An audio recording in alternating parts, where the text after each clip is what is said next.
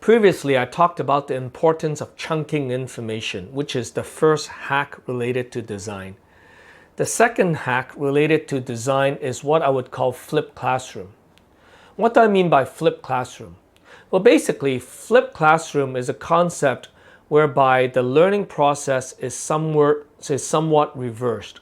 Perhaps I can explain it to you this way. In the traditional model, students come to class to learn.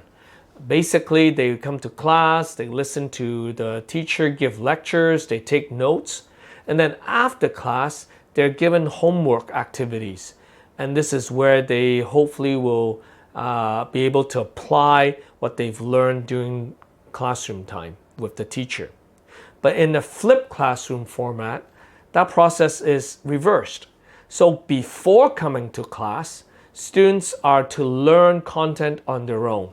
And they do this by either reading books or watching online videos, doing research online, interviewing experts, or having meaningful dialogues with other fellow students. So they learn new content before they come to class. And then when they come to class, class time is mainly used to clarify what they should have learned, to assess, to debate, to discuss, and really an opportunity to apply, put into practice what they've learned in real life situations. So in a sense, they no longer come to the classroom to listen to lecture, which is very passive. Instead, they come to the classroom to apply what they have already learned, which is active learning. And it's much more engaging, it's much more interesting, and the learning experience is no longer, the live learning experience is no longer boring and passive, but rather is very engaging. And by the way, I don't know if you noticed, but Zoom was never designed for just people giving lecture or people talk. If that's all they want, they can use other multimedia applications. But Zoom is really intended for people to have meaningful interaction and dialogue. So if you're using Zoom, make sure you take advantage of the various features that are available to allow for those interaction. So in a flipped classroom model, participants no longer focus on acquiring knowledge. Instead, they focus on applying knowledge. So they acquire knowledge before the class, but during class, they apply knowledge. And why is applying knowledge so important? Well, I think the key reason is this. Although the internet can provide students with lots of good information, the internet cannot teach students how to apply those rich knowledge and information. Only the teacher, only the facilitator, only you can do that. Only you can encourage the students, your participants, to apply what they're learning.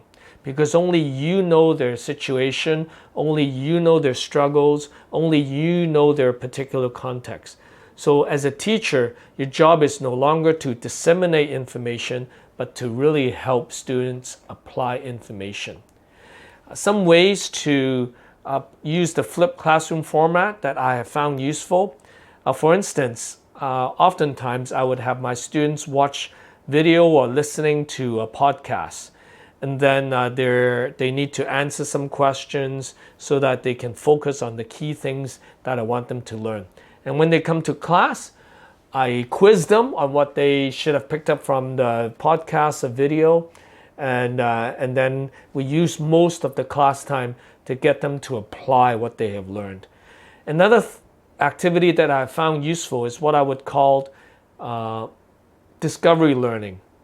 So what I do is I basically give them a research question, and then before they come to class, they need to go on the internet and do some research and try to find the answers on their own.